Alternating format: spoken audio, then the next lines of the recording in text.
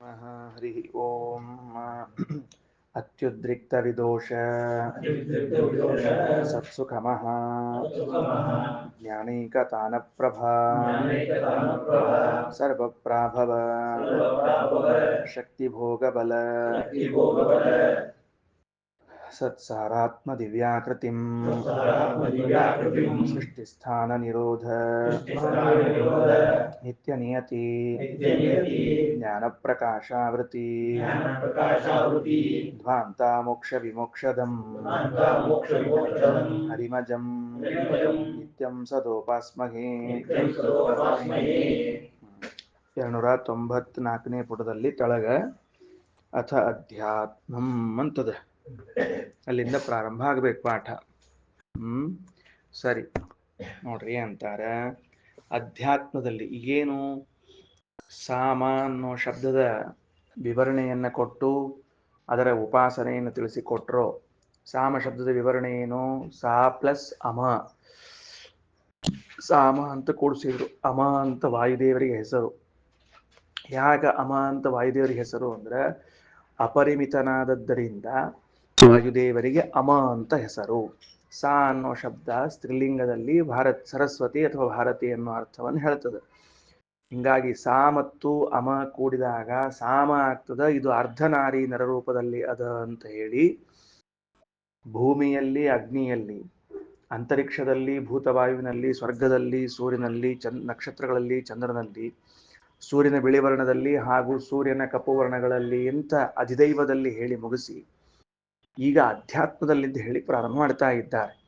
ಏನಲ್ಲಿಗತ್ತಾರ ಅಧ್ಯಾತ್ಮದಲ್ಲಿ ಅಂದ್ರೆ ಅಧ್ಯಾತ್ಮ ಅಂದ್ರೆ ದೇಹಗತವಾದ ರುಕ್ ಮತ್ತು ಸಾಮ ಉಪಾಸನಾ. ಬರ್ದಿಟ್ಕೊಳ್ಬೇಕು, ಹೆಡ್ಡಿಂಗ್ ಏನು ಅಂತ ಗೊತ್ತಿರಬೇಕು. ಅಧ್ಯಾತ್ಮದಲ್ಲಿ ಅಂದ್ರೆ ದೇಹದಲ್ಲಿ ಅಂತ ಅರ್ಥ, ಹಂಗೆ ಬರ್ಕೊಳ್ರಿ. ದೇಹದಲ್ಲಿರುವ ರುಕ್ ಹಾಗೂ ಸಾಮದ ಉಪಾಸನಾ.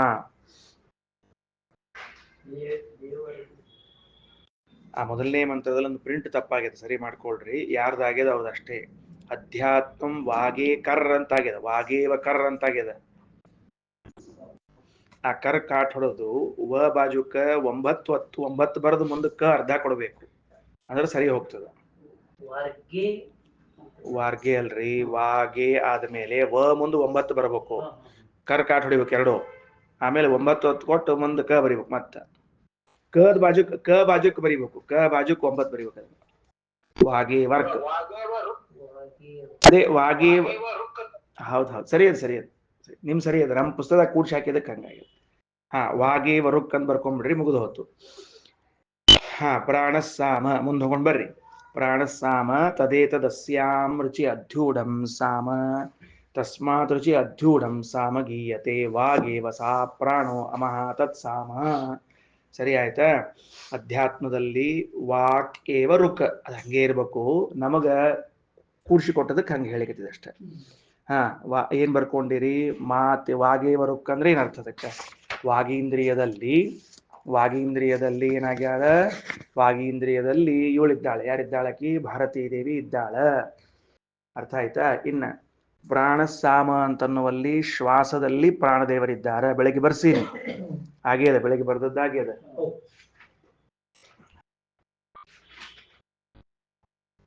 ಮುಂದೆ ಹೋಗೋಣಂತ. ಇದು ವಿಷಯ ಹೇಳಿ ಆಗ್ಯದ. ವಾಕ್ಯ ಓದಿ ವಿವರಣೆ ಕೊಡ್ತೀನಿ, ಬರ್ಕೊಳಿಕ್ ಹೋಗ್ಬೇಡ್ರಿ, ಸುಮ್ಮನೆ ಕೇಳಿಸ್ಕೊಳ್ರಿ. ಅಥ ಅಧ್ಯಾತ್ಮಂ ದೇಹದಲ್ಲಿ ವಾಗೇವ ರುಕ್, ನಮ್ಮ ವಾಗೀಂದ್ರಿಯದಲ್ಲಿ ರುಕ್ ನಾಮಕಳಾದ ಭಾರತೀ ದೇವಿ ಇದ್ದಾಳ. ಮುಖ್ಯ ಪ್ರಾಣದಲ್ಲಿ, ಪ್ರಾಣ ಅಂದ್ರೆ ಶ್ವಾಸೋಚ್ಛ್ವಾಸದಲ್ಲಿ ಸಾಮನಾಮಕರಾದ ವಾಯುದೇವರಿದ್ದಾರೆ. ತದೇತತ್ ಇದು ಅಸ್ಯಾಮೃಚಿ ಅಧ್ಯೂಢಂ ಸಾಮ, ಋಗ್ವೇದದ ಮಂತ್ರದಲ್ಲಿ ಸಾಮವನ್ನು ಸೇರಿಸಿ ಹೇಳೋದು. ಅದಕ್ಕೆ ತಸ್ಮಾತ್ ರುಚಿ ಅಧ್ಯೂಢಂ ಸಾಮಗೀಯತೆ, ಅದರಿಂದ ಎಲ್ಲರೂ ಕೂಡ ಮಂತ್ರ ಹೇಳೋರು ಋಗ್ವೇದದ ಮಂತ್ರಕ್ಕೇನೆ ಸಾಮವನ್ನು ಸೇರಿಸಿ ಹೇಳ್ತಾರೆ. ಗೀಯತೆ ವಾಗೇವಸ, ವಾಗೀಂದ್ರಿಯದಲ್ಲಿದ್ದವಳೆ ಅವಳು. ಪ್ರಾಣ ಅಮಃ, ಮುಖ್ಯ ಪ್ರಾಣದೇವರೇ ಅಮ, ಎರಡೂ ಕೂಡಿ ತತ್ ಸಾಮ. ಹಿಂಗ ಮುಂದಿಂದೆಲ್ಲಾನು ಅವ. ಚಕ್ಷುರೇವ ವಾಕ್, ಚಕ್ಷುರೇವ ರುಕ್, ಆತ್ಮ ಸಾಮ. ಇಷ್ಟ ತಿಳ್ಕೊಳ್ರಿ, ಉಳಿದೇನು ಬೇಕಾಗಿಲ್ಲ ನಮಗ. ಚಕ್ಷುರೇವ ರುಕ್ ಅಂದ್ರೆ ಕಣ್ಣಿನಲ್ಲಿ ಭಾರತಿ ಇದ್ದಾಳ. ಆತ್ಮ ಅಂದ್ರೆ ಜೀವ, ಕೆಳಗಡೆಗೆ ಶ್ರೀಮದಾಚಾರ್ಯ ಭಾಷ್ಯ ಕೊಟ್ಟರ ಆತ್ಮ ಇಸ್ ಇಕ್ವಲ್ ಟು ಜೀವ ಅಂತ ತಿಳ್ಕೊಂಡು ಆತ್ಮ ಶಬ್ದಕ್ಕೆ ಜೀವ ಅಂತ ಅರ್ಥ ಮಾಡ್ರಿ. ಜೀವನಲ್ಲಿ ಮುಖ್ಯ ಪ್ರಾಣದೇವರಿದ್ದಾರೆ. ಮುಗಿದೋತು. ಮುಂದೆ ಯಥಾ ಪ್ರಕಾರ ತದೇತದಸ್ಯ ಮೃಚಿ ಅಧ್ಯೂಢಂ ಸಾಮ ಎಲ್ಲ ಉಂಟು.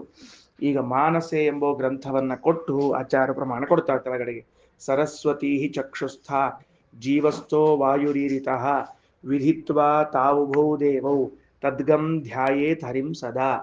ಕಣ್ಣಿನಲ್ಲಿ ಸರಸ್ವತಿ ಅರ್ಥಾತ್ ಭಾರತಿ ನಡೀತದೆ, ಯಾರು ಹೇಳಿದ್ರು ನಡೀತದೆ. ಜೀವಸ್ಥ ಜೀವನ ಸ್ವರೂಪದಲ್ಲಿ ವಾಯುರೀರಿತಃ ವಾಯುದೇವರಿದ್ದಾರೆ.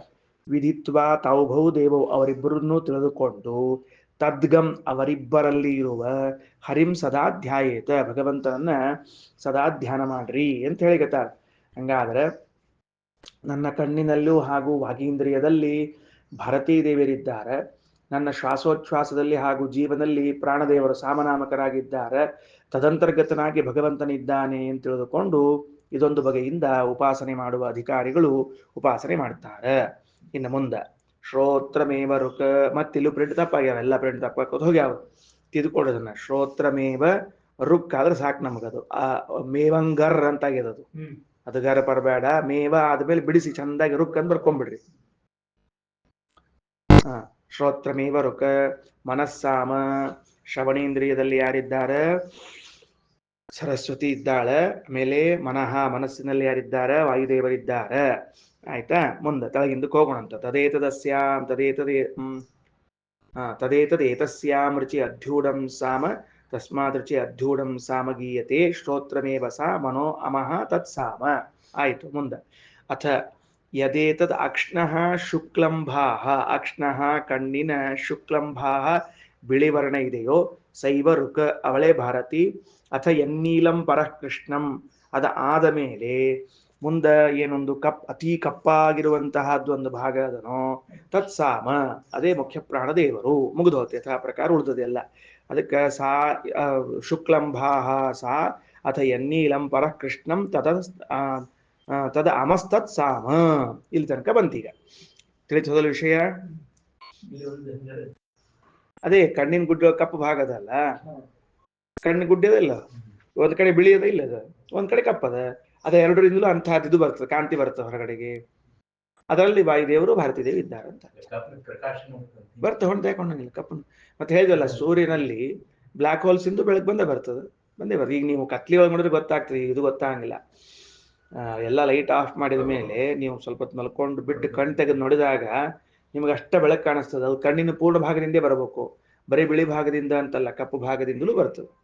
ಆ ಭಾಗ ಕಪ್ಪದ ಕಾಂತಿ ಬರೋದು ಬಂದೇ ಬರ್ತದೆ. ಇಷ್ಟೇ ಅವಸ್ಥೆ.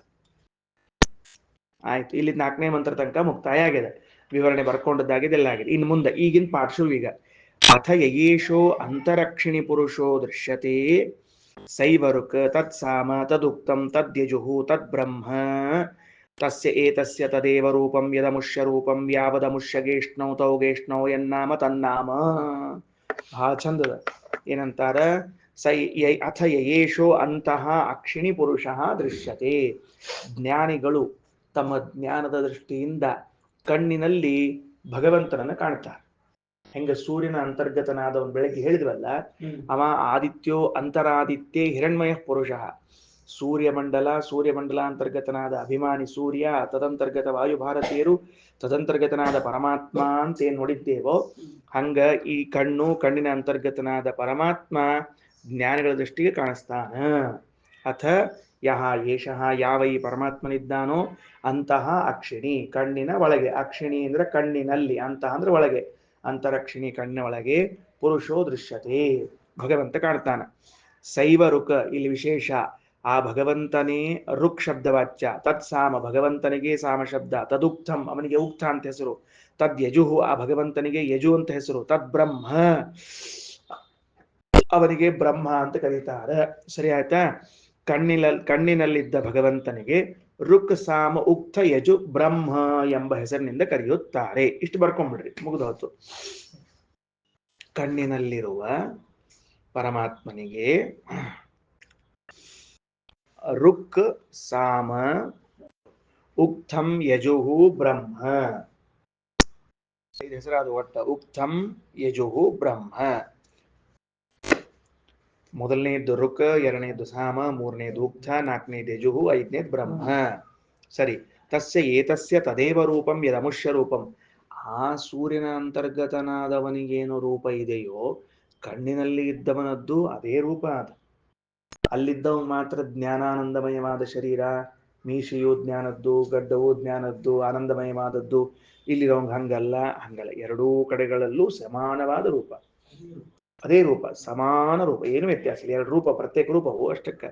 ಅದಕ್ಕೆ ಹೇಳಿದದು ತತ್ಸ್ಯ ಏತಸ್ಯ ತದೇವ ರೂಪಂ ಯದ್ ಅಮುಷ್ಯ ರೂಪಂ. ಇವನಿಗೇನದೋ ಅವನಿಗೂ ಅದ, ಅವನಿಗೇನದೋ ಅದೇ ರೂಪದ.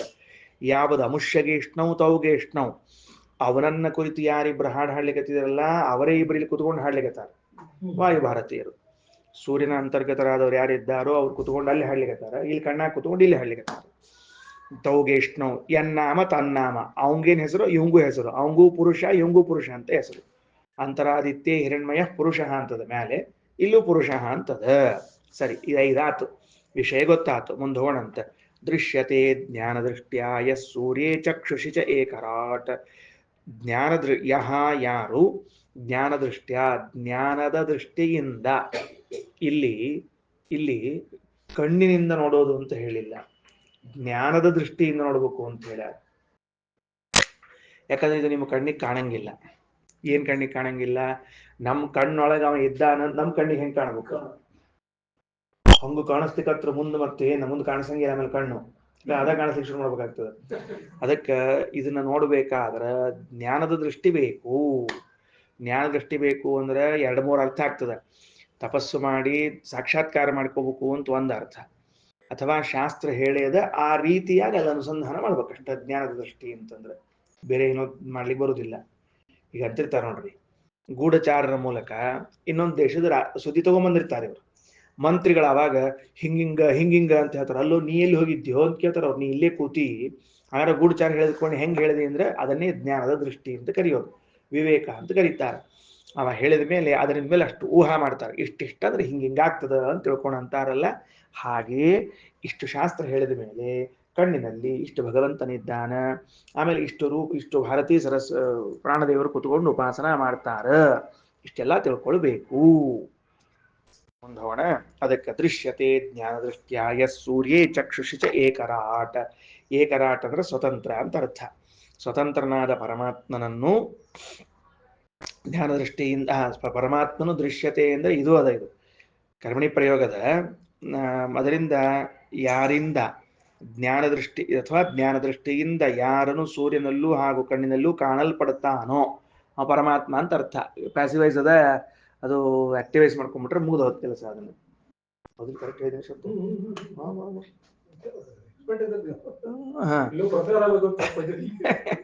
ಅದಕ್ಕೆ ಕರ್ಮಣಿ ಪ್ರಯೋಗದ ಕರ್ತರಿ ಪ್ರಯೋಗ ಮಾಡ್ಕೊಂಡ್ರೆ ಆಯ್ತು. ಜ್ಞಾನ ದೃಷ್ಟಿಯಿಂದ ನಮ್ಮ ಕಣ್ಣಿನಲ್ಲಿ ಪರಮಾತ್ಮನು ಹೀಗಿದ್ದಾನೆ, ಜೊತೆಗೆ ಸೂರ್ಯನಲ್ಲೂ ಹೀಗಿದ್ದಾನ ಅಂತ ತಿಳ್ಕೊಳ್ಬೇಕು. ಸೂರ್ಯನಲ್ಲಿ ಇದ್ದ ಭಗವಂತ ಹೆಂಗಿದ್ದಾನ ಅಂದ್ರೆ ಪೂರ್ಣ ಸುಖಮಯವಾದ ರೂಪ, ಲೋಕವಿಲಕ್ಷಣವಾದ ಸುಖ.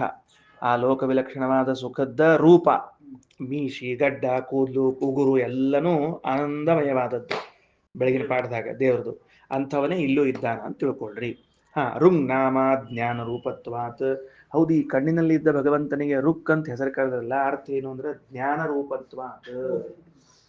ಜ್ಞಾನದ್ದ ಅದು ಬಂಗಾರದ್ದ ಅದು, ಗೊತ್ತಾತಿಲ್ಲೋ ಅಂತ ಹೇಳ್ತಾರಲ್ಲ.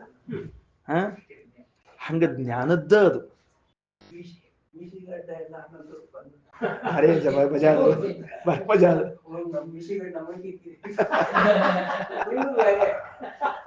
ದೇವರಿಗೆ ರುಕ್ ಅಂತ ಕರೆದಿದ್ದೀರಲ್ಲ, ಯಾಕೆ ಕರೆದಿದ್ದೀರಿ ಅಂತಂದ್ರೆ ರುಂಗ್ ನಾಮ ಜ್ಞಾನ ರೂಪತ್ವಾತ್. ಅವನು ಜ್ಞಾನದ್ದೇ ರೂಪ ಆಗ್ಯಾನ, ಬೇರೆ ಏನೂ ಇಲ್ಲ ಅದರೊಳಗೆ, ಸೇರ್ಸೇ ಇಲ್ಲ. ಶುದ್ಧ ಹಾಲು ಅಂತ ಹೆಂಗ ಅಂತಿರ್ತಾರ ಅಂದ್ರೆ ಹಿಂದಕ್ಕ, ಈಗಲ್ಲ. ಆಕಳ ಮನಿ ಮುಂದೆ ತಂದು ಹಿಂಡಿ ಕೊಟ್ಟು ಭಾಂಡ್ಯಾಗ ಶುದ್ಧ ಹಾಲು ಅಂದ್ರೆ ಹೂ ಅಂತಿದ್ರು. ಹಂಗ ಶುದ್ಧ ಜ್ಞಾನ, ಜ್ಞಾನವೇ ರೂಪವಾಗಿ ಬಿಟ್ಟದ. ಏನು ರುಂಗಲ್ಲಪ್ಪ, ರುಕ್. ಹೌದು, ಇಲ್ಲಿ ಕೂಡ್ಸಿ ಹೇಳ್ಯಾರ ರುಕ್ ನಾಮ ರುಂಗ್ ನಾಮ ಅಂತ ಆಗ್ಯದ. ಮತ್ ಸಂಸ್ಕೃತ ಸಂಧಿ ಕಲಿಬೇಕಾಗ್ತದ. ಆಯ್ತಾ. ಋಗ್ನಾಮ ಜ್ಞಾನ ರೂಪತ್ವಾತ್ ಅಂತಂದ್ರ ದೇವರಿಗೆ ಹೆಸರು ರುಕ್ ಅಂತ. ಯಾಕ? ಅದು ಅರ್ಥ ಋಗತೌ ಅಂತ ಧಾತು ಅದ. ಋಗತೌ ಅಂತ ಇದ್ದದ್ರಿಂದಾಗಿ ಜ್ಞಾನ ರೂಪ ಅನ್ನೋ ಅರ್ಥವನ್ನ ಮಾಡ್ಲಿಕ್ಕೆ ಬರ್ತದೆ. ಸರಿ, ಮುಂದೆ ಸಾಮಹ ನಿತ್ಯ ಸಮತ್ವತಃ. ದೇವರಿಗೆ ಸಾಮ ಅಂತ ಹೆಸರು. ಯಾಕ? ನಿತ್ಯದಲ್ಲೂ ಸಮಾನವಾಗಿದ್ದಾನ. ಅವನದು ಹೈಟು, ವೇಟು, ಆಕಾರ, ಕಲರು ಎಲ್ಲನೂ ಒಂದೇ ಅದ, ಏನೂ ವ್ಯತ್ಯಾಸ ಆಗಂಗಿಲ್ಲ ಅದರಲ್ಲಿ. ಆಮೇಲೆ ಉಕ್ತಂ ಉತ್ಥಾಪಕತ್ವಾಚ್ಚ. ದೇವರಿಗೆ ಉಕ್ತ ಅಂತ ಹೆಸರು. ಯಾಕೆ ಉಕ್ತ ಅಂತ ಹೆಸರು ಅಂದ್ರೆ ಜಗತ್ತಿನ ಸೃಷ್ಟಿಕರ್ತೃವಾದದ್ದರಿಂದ ಉಕ್ತ ಅಂತ ಹೆಸರು. ಯಜುಹು ಯಾಜ್ಯ ಸ್ವರೂಪತಃ. ದೇವರಿಗೆ ಯಜುಹು ಅಂತ ಹೆಸರು. ಯಾಕ? ಯಾಜ್ಯ ಸ್ವರೂಪ, ಯಜ್ಞ ಮಾಡಿಸಿಕೊಳ್ಳುವ ಸ್ವರೂಪದವನಾಗಿದ್ದಾನೆ, ಬೇರೇನಿಲ್ಲ. ಮತ್ತೆ ಯಾಗ ಮಾಡಿಸಿಕೊಳ್ಳುವುದರಿಂದ ದೇವರು ಯಜುಸ್ವರೂಪ ಅಂತ ಕರೆಸಿಕೊಳ್ತಾನ. ಓಕೆನಾ? ತಗೊಂಡ್ ಬರ್ರಿ. ಬ್ರಹ್ಮಾಸೌ ಗುಣಪೂರ್ಣತ್ವ ದೇವಂ ಸರ್ವಾಭಿಧಾನವಾನ್. ಬ್ರಹ್ಮ ಯಾಕಾಗ್ಯಾನ ಪರಮಾತ್ಮ ಅಂದ್ರೆ ಪೂರ್ಣ ರೂಪತ್ವಾತ್ ಅಂತ ನಮ್ಮಲ್ಲಿ ಪಾಠದ. ನಿಮ್ಮಲ್ಲಿ ಗುಣಪೂರ್ಣತ್ವಾತ್ ಅಂತ ಏನಪ್ಪಾ? ಗುಣ ಪೂರ್ಣ ಪೂರ್ಣ ರೂಪತ್ವಾತ್ ಬ್ರಹ್ಮಾಸೌ ಬ್ರಹ್ಮಾಸೌ ಪೂರ್ಣ ರೂಪತ್ವ ದೇವಂ ಸರ್ವ ಅಭಿಧಾನವಾನ್. ಅಭಿಧಾನ ಅಂದ್ರೆ ಹೆಸರು ಅಂತ ಅರ್ಥ. ಸರ್ವ ಅಭಿಧಾನ ಅಂದ್ರೆ ಎಲ್ಲ ಹೆಸರುಗಳು ಉಳ್ಳವನು. ಗೊತ್ತಾಯ್ತಾ? ಅಭಿಧಾನ ಅಂತ ಬರ್ಕೊಂಡಿರಿ, ಇಲ್ಲಾಂದ್ರೆ ಗೊತ್ತಾಗಿಲ್ಲ. ಅಭಿಧಾನ ಅಂದ್ರೆ ಹೆಸರು ಅಂತ.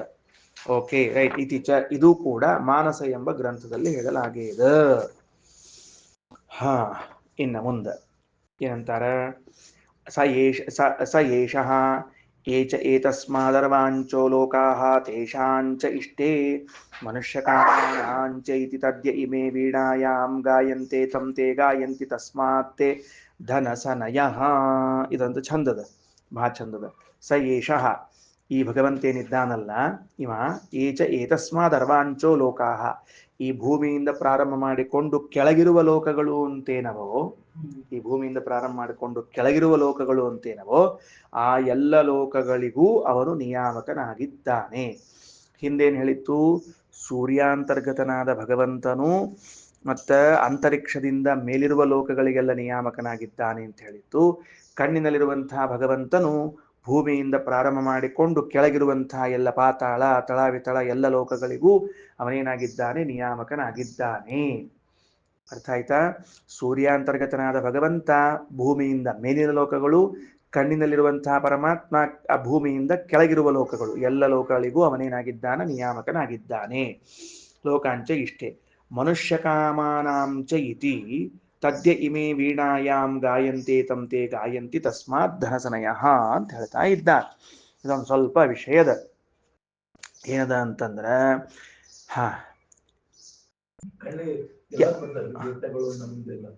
ಏನು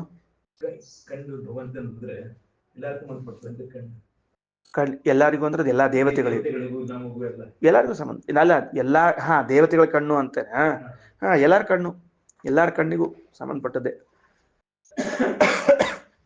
ಸರಿ. ಮತ್ತೇನಂತಂದ್ರೆ ಅದಕ್ಕೆ ಮನುಷ್ಯ ಕಾಮಾನಾಂಚ ಇಷ್ಟೇ. ನಾವು ಏನನ್ನ ಬಯಸುತ್ತೇವೋ ಅದನ್ನ ಕೊಡ್ಲಿಕ್ಕೆ ಸಮರ್ಥನಿದ್ದಾನೆ.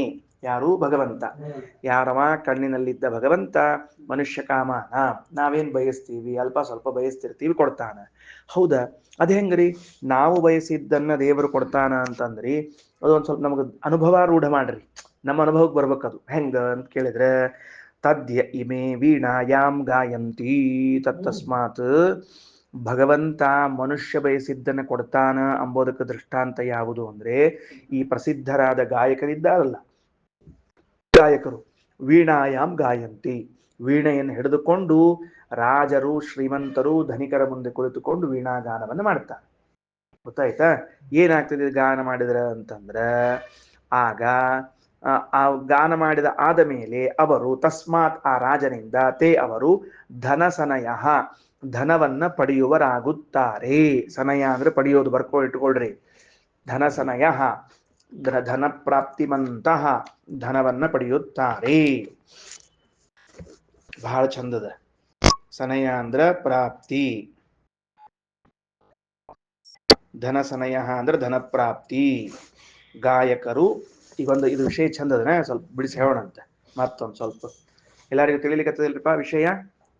ತಿಳಿದಿದ್ದಿಲ್ಲ ಅಂದ್ರೆ ಏನ್ ತಪ್ಪಲ್ಲ, ಕೇಳ್ರಿ ಅಷ್ಟ, ಏನ್ ಮಾಡಿ ಬರುದಿಲ್ಲ. ಈಗ ತಿಳಿದಂತ ಎಲ್ಲರಿಗೂ ಹೇಳ್ಬಿಡೋಣ ಸುಳ್ಳ ಆಮೇಲೆ ಗೊತ್ತದ ಬಿಡ್ರಿ ಆಚಾರ ಅಂದ್ಬಿಟ್ರೆ ನಾ ಯಾರಿಗೆ ಹೇಳಿ ಪಾಠ? ಗೊತ್ತಿಲ್ಲ ಅಂತ ಹೇಳ್ಬೇಕಾಗ್ತದೆ. ಗೊತ್ತಿಲ್ಲ ಅಂದವ್ರ ಮುಂದೆ ಹೆಂಗ್ ಹೇಳಿದ್ರಿ ಅಂದ್ರೆ ಗೊತ್ತಿಲ್ಲ ಅಂತ ಹೇಳೋದು ಅಷ್ಟೇ.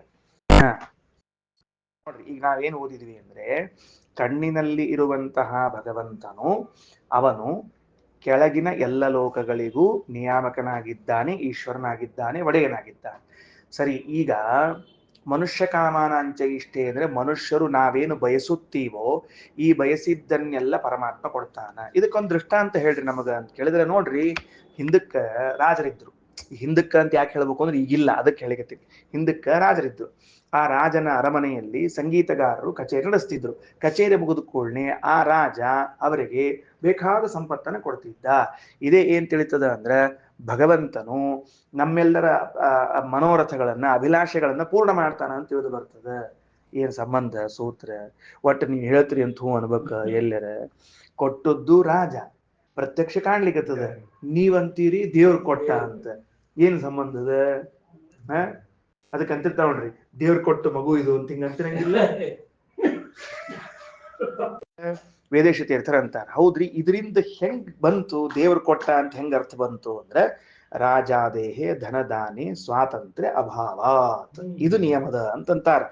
ರಾಜರು ಕೊಟ್ಟದ್ದಲ್ಲ, ರಾಜನು ಹಣ ಕೊಡ್ಲಿಕ್ಕೆ ಯಾವ ತ್ರಮಾವ ಯಾವ ಸ್ವತಂತ್ರ ಇದ್ದಾನ ಅಂತ ಕೊಡ್ಬೇಕವ. ಅದ ಈಶಾವಾಸ್ಯ ಉಪನಿಷತ್ತಿನ ಮೊದಲನೇ ಮಂತ್ರ. ತೇನ ತ್ಯಕ್ತೇನ ಭುಂಜೀತಾ ಮಾರ್ಗದ ಕಸ್ಯ ಸಿದ್ಧನಂ. ಯಾರ್ದದ ದುಡ್ಡು? ಯಾರ ರಾಜಾದಿಗಳ ಕಡೆ ಹೋಗ್ತೀವತ್ತೀಯೋ, ಯಾರು ಸ್ವತಂತ್ರ ಕೊಡೋ ಅವ. ಅದಕ್ಕೆ ಅವ ರಾಜ ಕೊಟ್ಟರು ಸಹಿತೇಕ ಅವನ ಒಳಗಿದ್ದ ಪರಮಾತ್ಮನೇ ಕೊಟ್ಟದ್ದು. ಇವರು ಹಾಡಿದ ಸಹಿತೇಕ ಅವನ ಕುರಿತೇ ಹಾಡಿದ್ರು. ಗೊತ್ತಾತಿಲ್ ದೃಷ್ಟಾಂತ ಏನ್ ಗೊತ್ತಾತ? ಈಗ ಮನುಷ್ಯರ ಅಭಿಲಾಷೆಗಳನ್ನ ಪರಮಾತ್ಮ ಪೂರ್ಣ ಮಾಡ್ತಾನ. ಹೆಂಗ ಅಂದ್ರೆ ಲೋಕದಲ್ಲಿ ರಾಜರ ಮುಂದೆ ಕುಳಿತುಕೊಂಡು ನೀವು ಗಾಯನವನ್ನ ಮಾಡಿದಾಗ ರಾಜನು ನಿಮಗೇನು ಧನವನ್ನ ಕೊಡ್ತಾನ, ರಾಜನಿಂದ ನಿಮಗೆ ಧನ ಪ್ರಾಪ್ತಿ ಆಗ್ತದೋ ಇದು ಭಗವಂತನೇ ನೀಡಿದ್ದು. ಹಂಗೆಂಗ್ ತಿಳ್ಕೊಬೇಕ್ರಿ ಆಚಾರ ಅಂದ್ರೆ ತೇನ ತ್ಯಕ್ತೇನ ಭುಂಜೀತಾ ಮಾರ್ಗದ ಕಸ್ಯ ಸಿದ್ಧನಂ. ಅವನು ಅಸ್ವತಂತ್ರನಾದದ್ದರಿಂದ ಅವನು ಕೊಡ್ಲಿಕ್ಕೆ ಎಷ್ಟ್ರವ. ಇವ ಬಾಯ್ ಬಡ್ಕೊಂಡ್ರು ಕೆಲವೊಂದು ಕೊಟ್ಟಿರಂಗಿಲ್ರಿ. ಹೌದೋ ಇಲ್ಲೋ? ಹಂಗೂ ಆಗ್ಯಾವ. ಮತ್ ಹಂಗ ಒಂದ್ ವೇಳೆ ರಾಜನೇ ಕೊಡೋದಾಗಿದ್ರೆ ಕೊಡ್ಬೇಕಾಗಿತ್ತು ಮತ್ತೆ ಇಷ್ಟೊತ್ತಿಗೆ. ಆಮೇಲೆ ಇವೇನು ಒಂದ್ ಸ್ವಲ್ಪ ಕೊಡ್ಬಹುದು ಬಿಡ್ರಿ ಅನ್ಕೊಂಡಿದ್ರೆ ಸಿಕ್ಕಾಪಟ್ಟಿ ಕೊಟ್ಬಿಡ್ತಾನ. ಅವ್ನು ಸಿಕ್ಕಾಪಟ್ಟಿ ಕೊಡ್ತಾನ ಅಂತ ತಿಳ್ಕೊಂಡಿದ್ರೆ ₹1 ಕೊಟ್ಬಿಟ್ಟಿರ್ತಾನ. ಮತ್ತೆ ರಾಜ ಯಾಕೆ ಕೊಟ್ಟಂಗ? ದೇವ್ರ ಇಚ್ಛಾ, ಅದು ಕೊಡಬೇಕು ಬಿಡಬೇಕು ಅನ್ನೋದೆಲ್ಲ ಅವ ಕೊಟ್ಟದ್ದು ಅಂತ ತಾತ್ಪರ್ಯ ತಿಳ್ಕೊಳ್ರಿ.